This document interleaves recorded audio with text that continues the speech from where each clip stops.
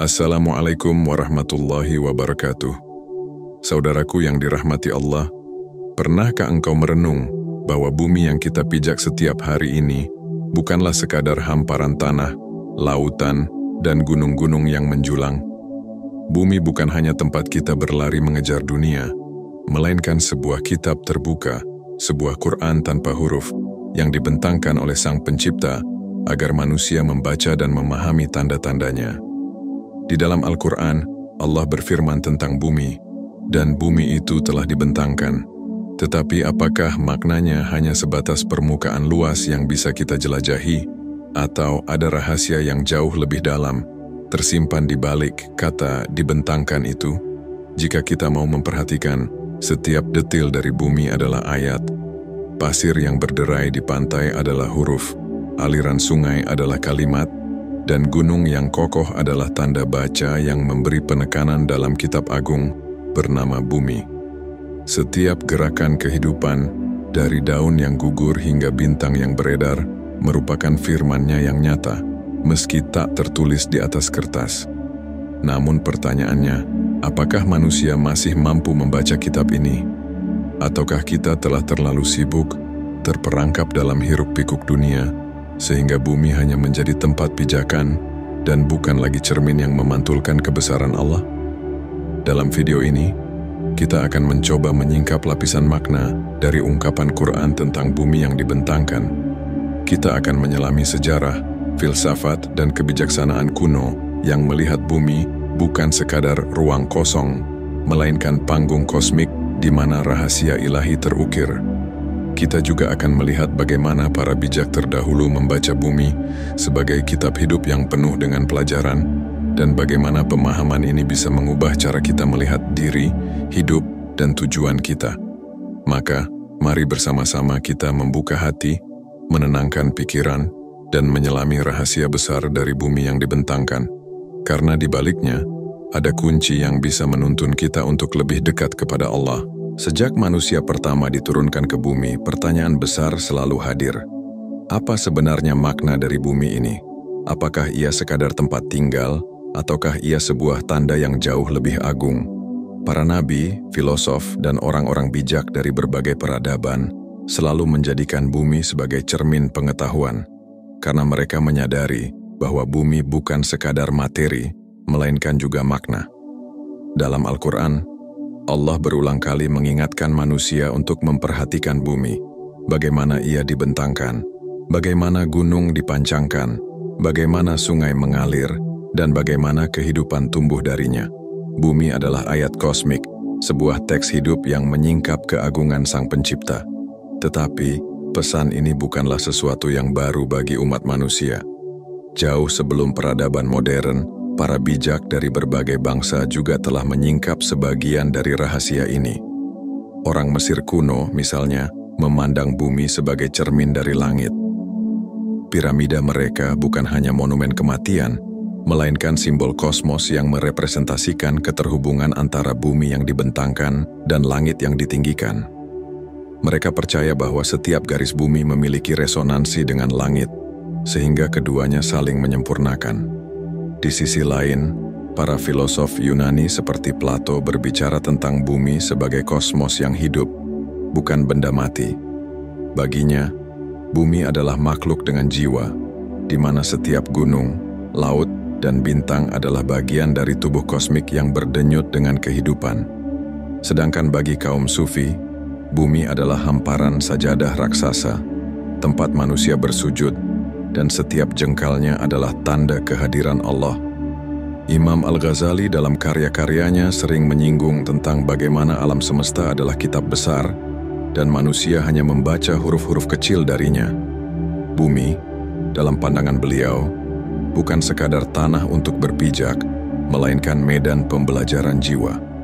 Karena di setiap lapisan tanah dan perputaran musim, terdapat pelajaran tentang kefanaan, kesabaran, dan kebangkitan. Filosofi tentang dibentangkannya bumi juga memiliki makna spiritual yang mendalam. Kata dibentangkan dalam bahasa Arab memberi gambaran tentang kelapangan, keteraturan, dan kesiapan untuk menerima kehidupan. Artinya, bumi bukan hanya ada, tetapi disiapkan, dihamparkan agar manusia bisa hidup, mencari rezeki, belajar hingga mengenal Sang Pencipta. Namun, seiring berkembangnya peradaban, manusia mulai melupakan bahasa bumi. Kita sibuk membangun kota yang tinggi, melahirkan teknologi, dan mengejar materi, tetapi lupa bahwa bumi ini adalah kitab yang sedang dibacakan. Dalam tradisi mistik, ketika manusia berhenti membaca bumi, maka ia kehilangan arah. Ia seolah berjalan di tengah kitab yang agung, tetapi buta terhadap makna huruf-hurufnya. Itulah sebabnya, banyak kebijaksanaan kuno yang menekankan pentingnya merenung di hadapan bumi. Kaum sufi berkelana ke padang pasir untuk memahami keheningan bumi yang luas. Para pertapa duduk di gunung untuk membaca kebesaran dalam keheningan. Para filosof menatap langit malam dari bumi untuk menghubungkan pikiran dengan jagat raya. Semuanya berangkat dari satu kesadaran. Bumi yang dibentangkan adalah undangan untuk membaca tanda-tanda Allah. Dengan memahami konteks sejarah dan filosofi ini, kita bisa melihat bahwa ungkapan Quran bukan sekadar puitis, melainkan sebuah kunci yang membuka tabir. Bahwa bumi ini bukan kebetulan, bukan ruang hampa tanpa makna, melainkan kitab agung yang selalu terbentang di hadapan kita, siap dibaca, direnungi, dan dihayati. Bayangkan bumi ini sebagai sebuah kitab agung tanpa sampul. Ia terbuka luas, terbentang dari timur ke barat, dari kutub hingga khatulistiwa, dari puncak gunung hingga kedalaman samudra.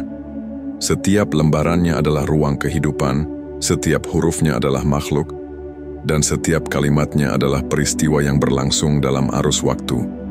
Jika Al-Quran adalah wahyu tertulis yang diturunkan sebagai petunjuk, maka bumi adalah wahyu terbentang yang ditampilkan sebagai panggung kehidupan. Keduanya saling melengkapi, satu memberi bacaan, satu memberi pengalaman.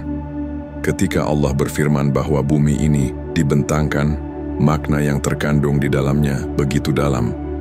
Dibentangkan bukan sekadar dihamparkan secara fisik, tetapi juga diatur, diseimbangkan, dan dijadikan layak untuk kehidupan.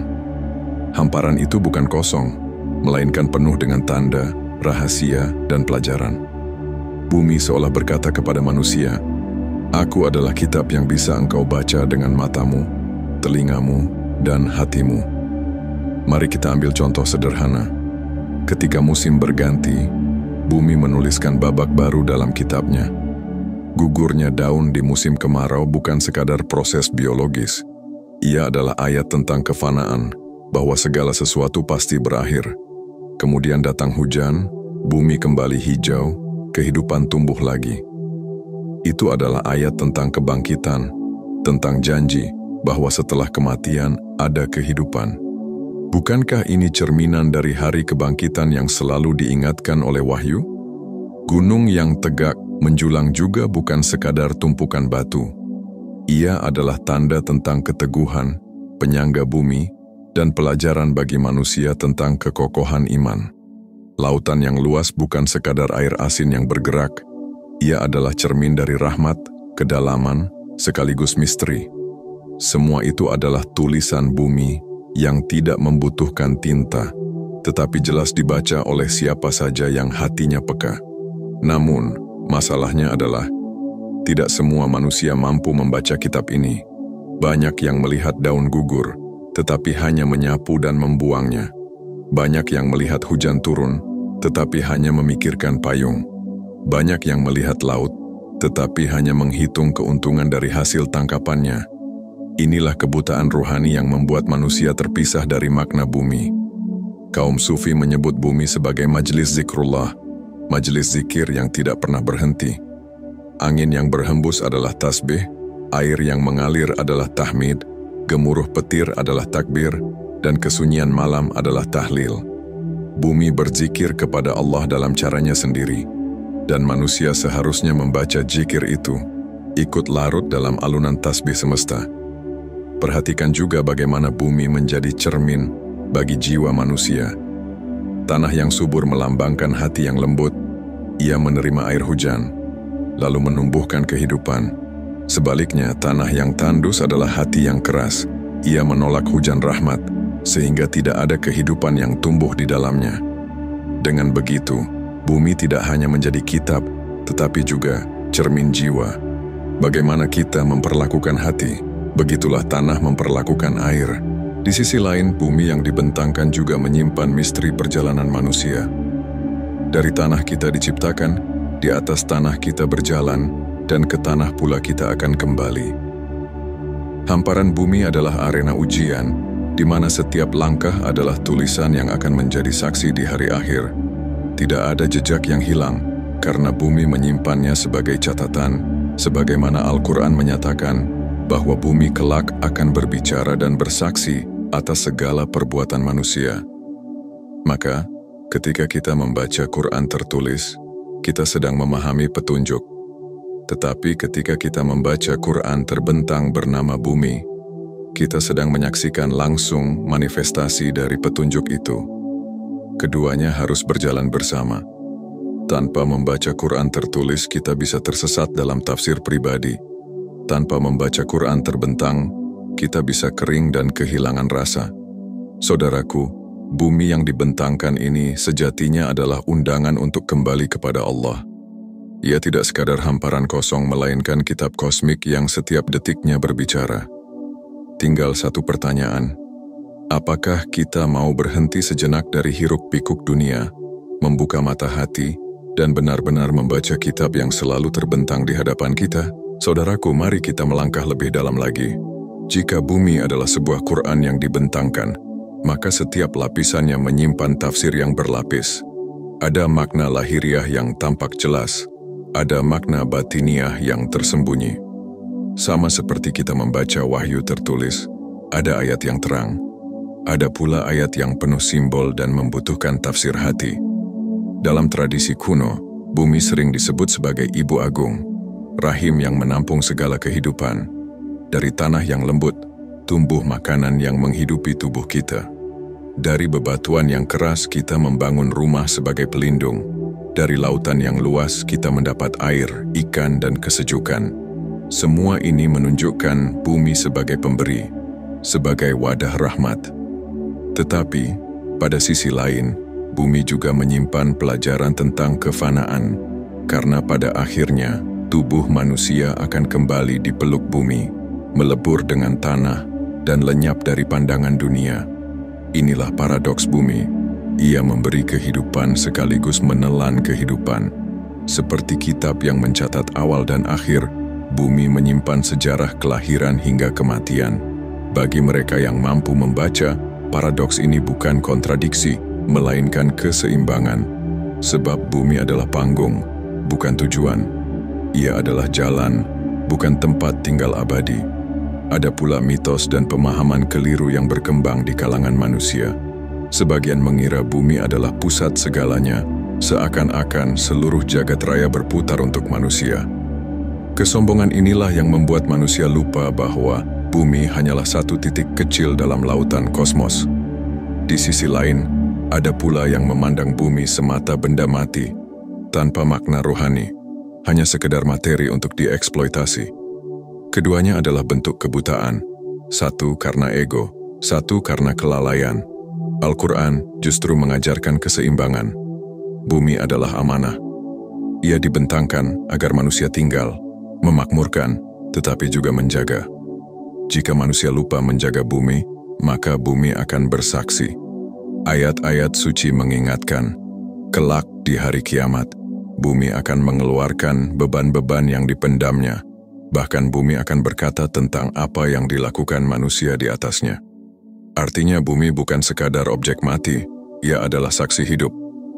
Kaum Sufi memahami hal ini dengan sangat mendalam. Mereka melihat bumi sebagai mushaf tanpa huruf. Setiap perjalanan mereka di padang pasir, setiap tapak kaki di tanah yang keras, adalah bacaan dari kitab bumi. Seorang Sufi besar pernah berkata, "Jika engkau ingin mengenal dirimu, pandanglah bumi. Karena sebagaimana bumi menerima air, begitu pula hatimu menerima cahaya Allah. Jika ia tandus, maka cahaya itu akan hilang. Jika ia subur, maka ia akan melahirkan kehidupan." Mari kita renungkan, mengapa Allah memilih kata dibentangkan dan bukan kata lain? Karena dibentangkan berarti disiapkan, dijadikan lapang, mudah untuk dijelajahi. Ia tidak diciptakan untuk menakutkan manusia, tetapi untuk menjadi sahabat perjalanan. Namun, lapangnya bumi juga menguji manusia. Apakah ia akan tersesat dalam luasnya, ataukah ia akan menemukan jalan pulang kepada Allah? Perhatikan pula bagaimana bumi selalu menyembunyikan rahasia. Gunung menyimpan api di dalamnya, samudera menyimpan kegelapan di kedalaman, tanah menyimpan benih yang kelak mekar menjadi bunga. Semua ini adalah simbol. Api adalah kekuatan tersembunyi, kegelapan adalah misteri, dan benih adalah janji kebangkitan. Dengan kata lain, bumi mengajarkan bahwa kehidupan selalu punya dimensi yang tak terlihat. Namun, hanya mereka yang berhenti, merenung, dan bertanya yang bisa membaca ayat-ayat bumi ini. Mereka yang terburu-buru hanya melihat pasir sebagai debu, laut sebagai air, dan langit sebagai kosong. Padahal, bagi yang hatinya terbuka, semua itu adalah huruf-huruf dari kalam Allah yang tidak pernah berhenti berbicara. Maka bumi yang dibentangkan adalah undangan ganda untuk mengenal ciptaan dan untuk mengenal Sang Pencipta. Ia bukan sekadar jalan menuju kubur, tetapi juga jalan menuju makrifat. Jika kita mampu membaca kitab bumi ini dengan hati, maka setiap langkah akan menjadi ibadah, setiap pandangan akan menjadi zikir, dan setiap hembusan angin akan menjadi pengingat bahwa Allah selalu dekat. Saudaraku, pengetahuan tanpa pengamalan adalah seperti kitab yang hanya dibiarkan berdebu di rak. Maka setelah kita memahami bahwa bumi adalah sebuah Quran terbentang, langkah berikutnya adalah bagaimana cara kita membacanya dalam kehidupan sehari-hari. Pertama, mulailah dengan merenung di alam. Ambil waktu untuk berjalan di tengah keheningan bumi. Bisa di taman, di tepi laut, di gunung, atau bahkan sekadar duduk di halaman rumah. Biarkan pandanganmu tertuju pada ciptaan Allah, daun yang bergerak tertiup angin, suara burung, atau awan yang berarak. Jangan hanya melihat, tetapi dengarkan bisikannya. Katakan dalam hati, apa yang bumi ingin ajarkan kepadaku saat ini? Dengan cara ini, engkau sedang membaca ayat-ayat bumi. Kedua, biasakan membawa hati yang sadar ketika bersentuhan dengan bumi. Saat menanam pohon, sadarilah bahwa bumi adalah rahim yang menerima benih. Saat meminum air, renungkan bahwa air adalah ayat yang menghidupkan. Saat menatap bintang di langit, sadari bahwa engkau hanyalah titik kecil dalam panggung agung ciptaan. Kesadaran ini akan menumbuhkan kerendahan hati, menghapus kesombongan, dan mendekatkan kita pada Sang Pencipta. Ketiga, jadikan bumi sebagai cermin jiwa. Perhatikan tanah yang subur dan tanah yang tandus. Itu adalah perumpamaan bagi hatimu sendiri. Tanyakan pada dirimu, apakah hatiku saat ini menerima cahaya Allah seperti tanah menerima hujan? Ataukah ia kering, keras dan tidak menumbuhkan kebaikan? Dengan cara ini, bumi menolong kita melakukan muhasabah, introspeksi ruhani yang membawa pada perbaikan diri. Keempat, kita perlu menjaga bumi sebagai amanah. Jika bumi adalah kitab, maka merusaknya sama saja dengan merobek ayat-ayat Allah. Maka, jangan merusak tanah dengan keserakahan, jangan mencemari air, jangan menghancurkan hutan hanya demi nafsu dunia. Menjaga bumi bukan sekadar isu lingkungan tetapi ibadah. Karena dengan menjaga bumi, kita menjaga ayat-ayatnya tetap terbaca bagi generasi berikutnya. Kelima, lakukan zikir kosmik bersama bumi. Setiap kali engkau melihat alam, hadirkan zikir dalam hati. Ketika angin berhembus, ucapkan subhanallah. Saat melihat hujan, katakan alhamdulillah. Saat menatap gunung, ucapkan Allahu Akbar. Ini akan membuatmu merasakan getaran bahwa bumi tidak diam, melainkan selalu berzikir kepada Allah, dan engkau ikut serta dalam simfoni agung itu. Selain itu, ada latihan rohani yang sederhana tetapi mendalam. Menyentuh bumi dengan kesadaran. Duduklah di atas tanah, letakkan tanganmu, dan rasakan dinginnya. Bayangkan bagaimana kelak tubuhmu akan kembali ke rahim bumi. Biarkan kesadaran itu menumbuhkan kerendahan hati, menyingkirkan kesombongan, dan mengingatkanmu bahwa hidup di dunia hanyalah sementara. Bila engkau mau lebih dalam lagi, jadikan perjalanan sehari-hari sebagai bacaan dari kitab bumi. Saat engkau berjalan di jalan berdebu, renungkan bahwa hidup penuh dengan ujian. Saat engkau melihat bunga yang mekar, sadari bahwa keindahan hanyalah sebentar sebelum layu. Saat engkau melihat sungai, ingatlah bahwa hidup harus terus mengalir menuju lautan keabadian, yaitu kembali kepada Allah. Inilah cara praktis membaca kitab bumi, hadir dengan kesadaran, menjaga sebagai amanah, dan menjadikannya sebagai cermin ruhani. Bila engkau konsisten, maka dunia tidak lagi sekadar ruang kosong, melainkan pesan ilahi yang selalu berbicara. Dan engkau akan mendapati bahwa setiap hari adalah halaman baru dalam kitab bumi, yang mengajarkanmu untuk lebih dekat dengan sang penulisnya, Allah. Saudaraku yang dirahmati Allah, kita telah menelusuri makna bumi bukan sekadar tanah yang kita pijak, melainkan sebuah kitab agung yang dibentangkan. Bumi adalah Quran tanpa huruf, kitab terbuka yang senantiasa mengajarkan kebesaran, keseimbangan, dan kasih sayang Allah. Setiap lekuk bumi adalah ayat, gunung yang kokoh mengajarkan keteguhan iman, lautan yang luas mencerminkan rahmat sekaligus misteri, hujan yang turun memberi pelajaran tentang kehidupan setelah kematian. Bahkan debu di jalanan sekalipun menyimpan pesan bahwa kita hanyalah makhluk fana yang pada akhirnya akan kembali ke tanah. Namun, persoalan terbesar manusia adalah kebutaan ruhani. Kita berjalan di atas kitab agung ini, tetapi sering gagal membacanya. Kita sibuk mengejar dunia, tetapi lupa merenungi tanda-tanda yang terbentang jelas di hadapan mata. Padahal, bumi tidak pernah berhenti berzikir. Ia bergetar dengan kalimat tasbih, ia berputar dalam ketaatan, dan ia akan bersaksi kelak di hadapan Allah tentang segala perbuatan kita. Maka, marilah kita membuka hati untuk kembali membaca kitab bumi, bukan dengan mata lahiriah semata, tetapi dengan mata batin yang peka. Hadirkan kesadaran bahwa setiap langkah di bumi adalah ibadah, setiap pandangan ke alam adalah zikir, dan setiap hembusan angin adalah panggilan untuk mengingat Sang Pencipta.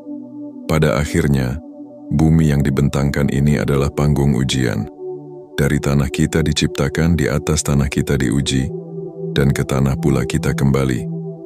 Tetapi perjalanan itu tidak berakhir di sana, karena tanah hanya pintu menuju kehidupan yang lebih abadi. Pertanyaannya sekarang, apakah kita akan terus berjalan di bumi hanya sebagai pengembara yang buta, ataukah kita akan membacanya sebagai kitab yang membimbing kita pulang kepada Allah? Semoga hati kita lembut seperti tanah yang subur, siap menerima cahaya ilahi, menumbuhkan amal, dan mengantarkan kita pada kebahagiaan yang sejati. Wassalamualaikum warahmatullahi wabarakatuh.